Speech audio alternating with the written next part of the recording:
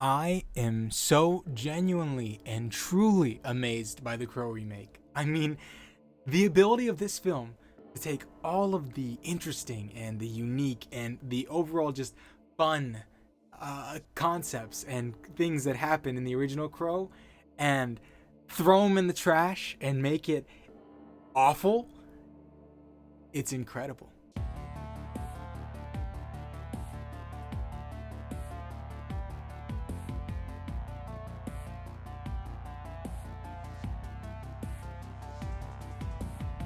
Yeah, normally with these videos, I do my whole little intro and then I show you, some scenes from the trailers and such. But I figured this time I would just spare you. Instead of showing the new one, I just show you some cool things from the old one because I'm being so sincere and honest when I say do not go see it. It is a waste of time.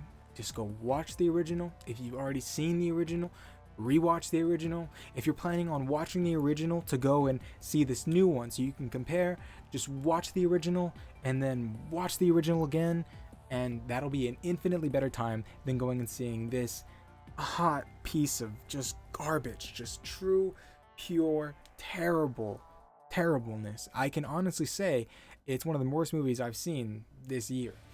And well, let's talk about it. Honestly, welcome to Kino. My name is Kino, and I'm gonna give you the good, I'm gonna give you the bad, and on the end, I'm gonna give you the take. And I don't know if I've spoiled it enough already, but it's not good. So the good. All right, Bill Skarsgård, FKA Twigs. They're not bad. They're good. I think in the sense that if you put them in roles where they could, really let their flag fly, I think that they honestly could have been really, really good. Like, I think that Bill Skarsgård does a really decent job of playing Eric Draven, and FKA Twigs does a decent job at, just kind of being there with him. But the character that she's given is just not good. And even the character he's given is just not good. They're just really bad adaptations of the original Crow characters. And so ultimately, you get this kind of sense that they should work and things should be going good, but they just don't. They don't really get to have that chemistry because any of their moments are just, kind of just thrown away. And I'll get into that later. This is still the good section, but I have a really hard time talking about anything that's good in this film because there's so little. So the other good I would say is the design of the Crow. I heard a lot of people really criticizing the design of the Crow when he first got debuted for the Bill Skarsgård version, but I honestly thought he was pretty sweet. I thought that it was pretty interesting, the whole style he had going on. I thought it could be fun, and I thought that ultimately that it's fun to kind of see these updated looks for him, and I thought it wasn't the worst thing in the world. I think that it's better than just kind of redoing the original version, the original kind of design. At least it's a little more updated, it's a little more modern, I didn't think it was the worst thing in the world. I thought that that would have been fun to see, except for the fact that the character is bad. But other than that, the design I thought was decent. I thought it was a good look overall for the new kind of Crow version. I really think they could have worked very well hand in hand if the movie wasn't so bad. What else? Sometimes there were some action moments that were kind of good. There were some moments that you could, feel some impact in some action scenes, and that's nice. I always really like that. Doing these action scenes where the Crow has all these abilities and kind of being able to show them off and do some brutalization is fun and it's cool, and I really like that part of it. And with all that being said, I think we're ready to just move on to the bad. Now, there are so many bad things in this film, we could be here for a full day. But instead, I'm just going to rattle off all the things that come to my mind that I really hate about this film. And hopefully, for the people who made this film, I forget a lot of things, because there's so much I don't like. But before we kind of get into it, I suppose I should tell you about kind of the deviations and the story of it overall. I'm going to spoil some things, so ultimately, if you really want to see this movie, I guess you just skip ahead a little bit, but I promise you, you don't want to see this movie. So if you already seen the original Crow, you're fine. If you haven't seen either, then honestly just go watch the original Crow, and you can stop watching the video at this point because you'll at least go have fun doing that. And then if you want to make fun of the new Crow, then you can come back. But essentially, let's talk about what's going on. So both of the movies take place with this character named Eric. And now Eric and his girlfriend, they're both flatlined, and Eric comes back to take vengeance. That's kind of the basic premise. Now, they do it in very different ways, where essentially the reason why the character gets to come back is because what happens to him and his girlfriend is so horrific that a crow allows his soul to return in order to set the wrong things right, because it was just that messed up. Now, in the new movie, the reason why he's able to come back is because essentially he was flatlined by a guy who made a deal with the devil to live forever as long as he goes and takes out innocent people. And that's essentially why he's able to come back, which we'll get to that. We'll get to why that's just so stupid. While in the original, the only reason why he gets to come back is because of the horrific events that happen. And they set this up by saying that, Age of Legends, that crows would guide souls to the afterlife and stuff. But sometimes something so messed up, something so horrific happens that a crow actually brings the soul back to set the wrong things right. And it made sense because very horrific events happen in the first one. It starts off, blasts you right into the movie with that and sets it all up. Where this new one, the way they're flatlined is the most basic way you've ever seen anybody get whacked ever. Like, it's random, it's quick, it's so lame. It just, comparing that and the agony that it brings to the character to the first one is ridiculous. It's just downright ridiculous. It's just, I think, why they focus more so on the reasoning for him being able to come back is because of this whole other supernatural element, which isn't entirely in the first one, but we'll get to that a little bit. But so the bad thing here is that the plot about being, the crow is kind of thrown out. Like, it's really more just about a random guy who gets brought back for no reason, really. Like, again, they say that the reason is because this guy is so unnatural that he just had to be brought back. But this guy's been taking people out for a long time. Like, a long time. Apparently he's been around for centuries. But for some reason, this random dude named Eric is the guy who gets to come back because he loved one of the people. Like, you're telling me nobody that he's ever taken out ever has had somebody that loved them and would come back and exact vengeance? Just for some reason now, after getting whacked in the most basic way possible, now this random guy gets brought back? It makes zero sense at all. It's pure just shoehorning in something to make it different, I suppose. Because a lot of this film has a lot of things that just kind of shoehorned in. It really feels like this person who made this film, who's really behind this, really had an idea they wanted to do, and they just kind of slapped the Crow label on it to just get some name recognition for one reason or the other. Because it has nothing really to do with the original, hardly at all.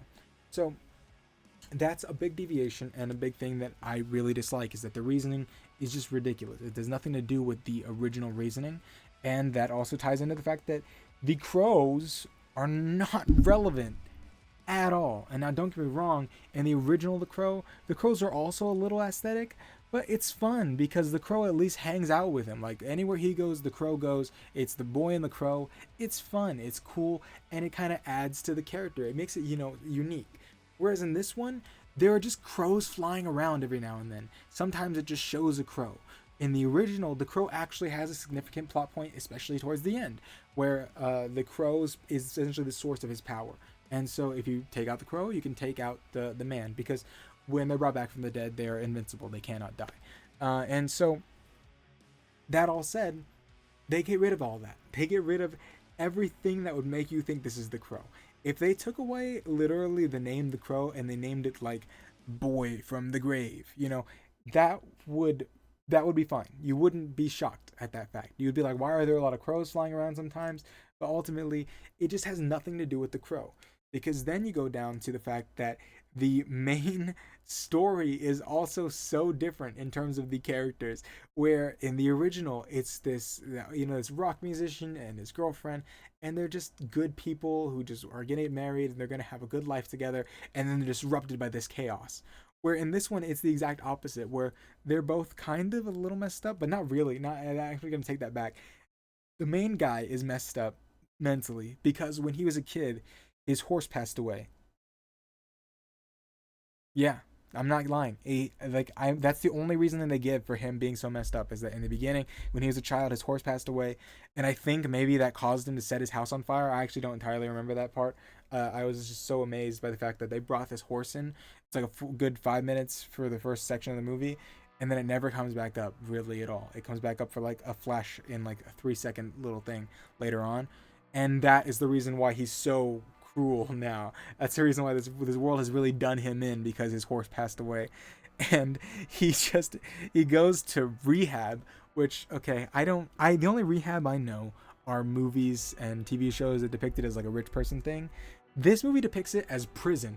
Like he's just in a prison where he's wearing like a pink little outfit thing, like kind of like a jumpsuit, and he's like getting bullied by everybody around him because they're doing a whole little exercise to be like, you gotta take the bad with the good. Essentially, take the bad stuff and not react. That's how you get stronger, kid.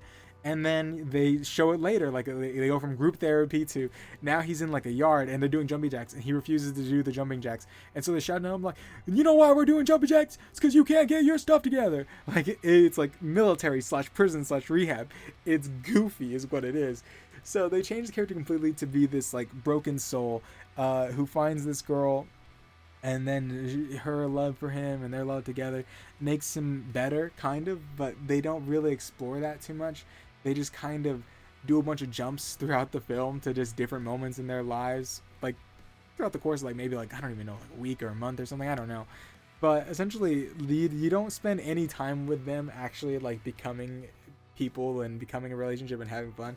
The first like hour and a half of the movie are like 2 minute scenes that jump to another 2 minute scene, then 2 minute scenes that jump to another 2 minute scene.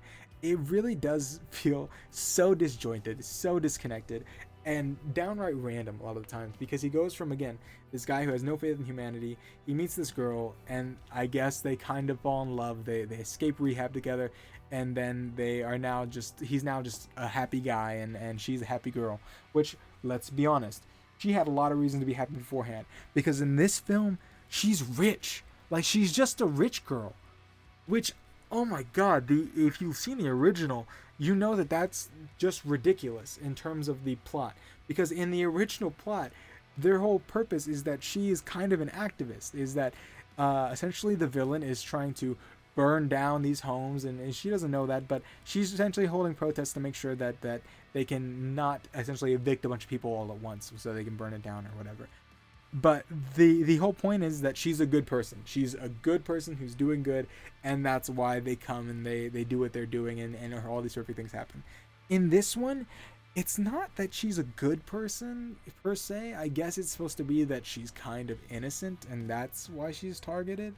Because the main villain, what he does, he just goes after pianists. I don't know. I don't know what to tell you. I don't know what to tell you. He goes after pianists because I guess they're kind of pure and kind of nice.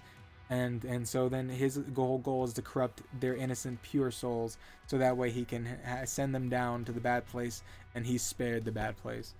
I don't even know. Again, this is all just me rambling. So I hope you're following me here, because, well, to be honest, if you follow me here, you're good. You'll be able to watch the movie and follow along to a certain degree. If you're not following me here, I promise you never stood a chance with this movie. It's just so disjointed, so disconnected, so rough. Because another thing is, like, again, his whole thing, he gets a bunch of pianists, and that's his shtick of finding innocent people to corrupt. And there's a pianist he gets in here, and she has like a good amount of screen time for a character that they do nothing with. Like, she's just kind of in the background a lot of times. Sometimes they'll kind of go to her and they'll show her off a little bit, have her be a part of the scene, and then they never do anything with her, ever. She's set up a little bit, like maybe she'll have some kind of part, never does. Ends very abruptly without her having any say in the matter at all. Waste of time. Pure waste of time. We got it. Like, we get that what he does is what he does with pianists. We don't need just some random pianist in the background every now and then to just kind of be there, so that way we remember. I don't know. Anyways, what else? What else don't I like? A lot of the film is set up trying to do like just good, cool moments rather than actually tell a story more than anything. Like, there's a whole scene which is just so ridiculous in an opera. And what do you think happens? Just take a guess. What do you think happens in the opera when the crow comes over there? Well, I'll tell you what happens. An opera goes on, and they show scenes between the opera on the stage and the real life violence happening with the crow. And it's just like the most basic, like generic thing you could ever imagine. Like, it's just ridiculous. it's just so ridiculous. I mean, they completely do away with like Devil's Night, which is in the original, like the night where all chaos breaks loose, all these criminals go around and do these criminal things, and in this one, that doesn't exist here. Like in the original, you would think that they live in Gotham. That's how incredible the world is built. That's how incredible the whole setup is. All the villains are. In this one, it's just some random dude. It's just some random basic corpo dude who is just so lame as a villain. His big scary thing is he goes up to people to corrupt them. He puts his lips on their face and he goes, and then they apply like a voice filter on it to make it sound all spooky, and that's it. And it's just so ridiculous. He is so non-threatening. He's so non-cool. He's just a basic white dude, and it's just so lame. At least the original had a cool white dude. I mean, he was just like this vampire looking dude who had an Asian half sister, and they had a weird relationship, and she would pluck eyeballs and do magical stuff, which is just awesome. Like it's just actually cool. Whereas this guy's just over here like, and that's all he does, and there's nothing cool about him at all. He's just every time he's on screen, it's just lame. And you know, in the original essentially, let's talk about the kind of structure of it. So in the original, um, Eric is brought back from the dead, and he needs to go make the wrong things right. So he sets off after this gang of people, all of their own unique kind of personalities to a certain degree, and all their own unique kind of weapons, which is really the cool thing about it, is that each person he goes to take out, he's going down to kind of list the names, and each person he takes out in like a very unique way to their special ability, making it just a cool, fun experience going through and getting vengeance. You know, very Kill Bill, very Kill Bill, and this one is just like a bunch of goons, like a bunch of henchmen that have no personality. They have nothing going on. He just goes, takes them all out, finally gets to the big bad, and annihilates the big bad in like what, like 5 minutes? Like it was nothing. There was no fight that went down. It was pure nothingness. Where in the original, each one was their own fight. It was their own kind of unique thing going on, their own unique way of taking them out, and a unique fun ending as well, where there's a whole combat that happens, which again utilizes the crow, while this one utilizes nothing, and it's just ridiculous. It really is ridiculous how they took nothing that was good from the original film and put it in this one. They just took kind of the look and the name, and that's it. Like it's just so frustrating. And then the original also has a lot of characters. Okay, maybe lots of stretch. It had characters. I think that's kind of the big thing, is that there was a fun cop who's played by the Ghostbuster. I'm blanking on his name right now, but he does so good in it. He's goofy, he's fun. His apartment has like a football and a jazz musician on, or not musician, a jazz instrument on the couch, and on the other side it has like a baseball and a soccer ball or basketball or something. He just has random footballs and stuff on his couch, or sports balls on his couch, and that's good. That's good fun stuff. And then there's of course the younger girl character who is being taken care of by Eric and his girlfriend, who, you know, is a very nice and good center throughout the film, where she's just this little kid who's, you know, growing up in a rough world, and Eric gets to try and help her and does his best to you know, set things right with her, and she's like growing up and going through these things, and honestly just a lot more character there rather than just Eric, which is honestly very, very beneficial, because Eric is set up to be a very cool character, a very mysterious kind of character, right, to a certain degree. And whereas in this new one, it rests entirely on Bill Skarsgård's shoulders, because all of the other characters are nobody. They're nothing, and I don't mean that in like the actor sort of way.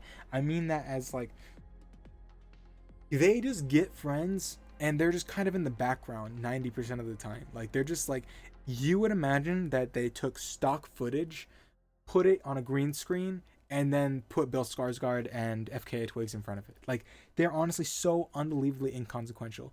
Like they're also, no offense to the actors, I honestly believe if they were given better material and given more time and given something, they would have done a better job. But they're just portrayed in the most goofy way possible. Like anytime they ever talk, it's always in like the most, I don't even know, like video game NPC dialogue kind of thing.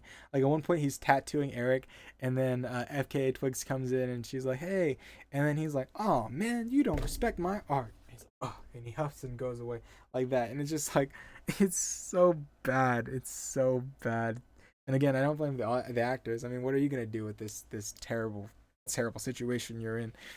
Um, which I guess that'll take me to, again, I'm just rambling. I'm going. If you're still here, thanks for being here, I guess. There's just so much to say, which then takes me to the fact that in the original, Eric is brought back from the dead once, and then he's going and doing his thing.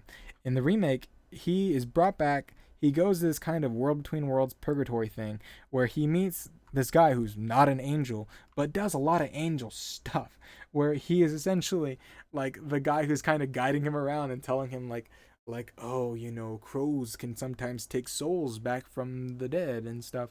And it's like, okay, I guess, like, again, another character where, no offense to the actor, but he just does not bring the sauce. He doesn't have anything going on. He's just there, and he's just like, if you want to come back from the dead, oh well, you're gonna have to do this. And it's just like, it's so ridiculous. Like, he's essentially like a Morgan Freeman type character, but without Morgan Freeman, and that's pretty much what you get. And so he'll keep coming back to this purgatory area, and which brings me to another very stupid thing, is that he is given the opportunity to get her life back and his life back. Like, if he goes and gets his vengeance, takes out these people, set the wrong things right, then they get to come back to life. Isn't that so cool? Except he then finds a video of her being manipulated by the villain guy and stabbing someone because he went up to her and he did the thing. And then he doubts his love for a second because, you know, he's like, oh, but she took someone out. That's so strange. It's not good. And so then he gets sent back essentially to the spirit realm, the purgatory, and the guy's like, you doubted your love. Your love needed to be pure. Now you screwed the whole thing up. It's over. You had your chance. You blew it. You're going to the afterlife, buddy. You're done. And he's like, no, no, come on, man. Tell you what, how about my life for hers? You take me to the afterlife, and then you bring her back. And he's like, all right, sure, why not? We can do that instead. And so it's just like, he messed up because he doubted his love for like 1 second, literally like a 1 second moment. He doubts the love and loses the entire game. Which in the original, you have to remember, in the original, it's done purely out of love for the game, really. Ultimately, he comes back for pure vengeance, just to set the wrong things right. He doesn't get to come back to life. Neither does his girlfriend. He just wants to go get his vengeance and end everything, and then he's put to rest. Which I guess he doesn't necessarily want to do it. It's just kind of what the crows like allow him to do. No, he does do. He does want to do it. He didn't choose to do it, but he comes back, and then when he's given the opportunity, he's like, yeah, I'm gonna do it. In this one, he has the goal to save their lives. I think it just kind of takes away a lot of the coolness from the first one, where he's just doing it with pure love of the game. He's just taking them out because that's what is right. They deserve to go out. Coming back to the stock footage friends, there's another scene where the guy, one of his friends, which again, oh gosh, it's just a random stock footage guy. He's just like, he goes to try and meet up with them, and he's like, oh man, I'm so conflicted. And then people barge in and they take him out, and then he comes back from the dead again because this is after he doubts, and so now he's come back from the dead again, and now all of a sudden he's just a total like strong, like badass, where before he was just kind of an average guy who was like scared and nervous. Now for some reason this time he just comes back like full force, which it just felt random and feels like they're just again hitting points rather than actually like telling a story or doing any kind of through line. And so he comes back, and now he's just so punk that he doesn't even care that his friend's dead. He sits next to his friend's flatlined body and is just kind of chilling, making jokes. He takes a cigarette out of his mouth, he puts it in some body's mouth. He's like, here, hold this. While his friend, his actual friend, is sitting behind him. A friend that he went and reached out to is sitting there flatlined right next to him. It's ridiculous. It's inconsistent. The character makes zero sense, has no through line whatsoever. Is just the most generic, just plot point centric character you've ever seen in your life, where all that matters is that he's where he needs to be and he's doing the things he needs to do because that's what the movie wants, not because that's what was earned with the character. All right, I've been rambling so long in the bad section. I just want to end it with a very, very ridiculous thing that I think really summarizes kind of the whole problem with the film, which is that in the beginning of the film, essentially, again, Sherry, the FKA Twigs character, Eric's girlfriend, is rich. Like, she's just a rich girl, and she's living a rich life, and essentially she was a pianist, and she was manipulated into stabbing someone by him doing the shoop shoop shoop. And now when this happened, apparently her friend, who again shows up in the film, is just stock footage character who's just so goofy and random. I'm sorry, I just wanted to get that through.